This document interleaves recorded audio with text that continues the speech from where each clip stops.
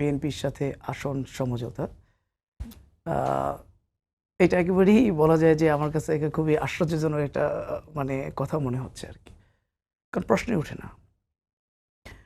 আমরা ইতিমধ্যেই ৩০০ আসনে ইলেকশন করার জন্য আমরা প্রস্তুতি গ্রহণ করেছি এবং ইতিমধ্যে আমাদের ৩০০ আসনের জন্য প্রার্থী ঘোষণা হয়েছে এবং প্রত্যেক প্রার্থী নিজ নিজ এলাকায় সেখানে নির্বাচনের প্রচারণা চালাচ্ছেন, নির্বাচনের জন্য প্রস্তুতি নিচ্ছেন।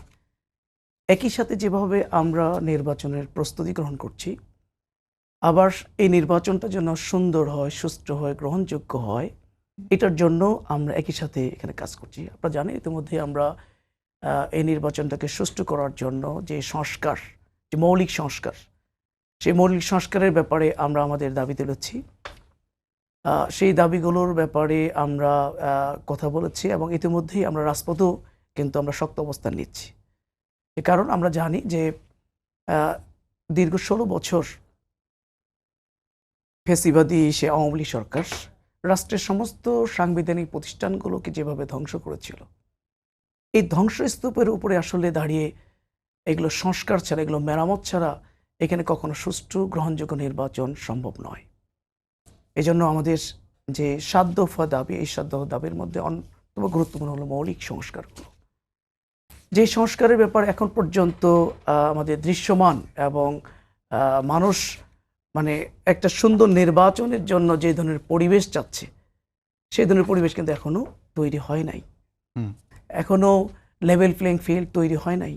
এখনো যে গণ-অভ্যুত্থানে যারা শাহাদত বরণ করলেন, সে সমস্ত হত্যাকাণ্ডের ঘটনার কিন্তু এখনো বিচার, দৃশ্যমান বিচার হয়নি, যেগুলো হলো আপামর জনতার দাবি। এখন পর্যন্ত আপনার নির্বাচন কোন পদ্ধতিতে হবে সেই বিষয়টি স্পষ্ট হয় নাই। এখন পর্যন্ত আপনার যে আমরা যে দাবিটা তুলছি, এটা হলো যে জুলাই সনদ, সেই সনদের আইনগত ভিত্তি এবং সেই জুলাই সনদের উপরেই ভিত্তি করি একটি নির্বাচন। এই কোনোটাই কিন্তু এখন পর্যন্ত কাঙ্ক্ষিত জায়গায় পৌঁছায় নাই।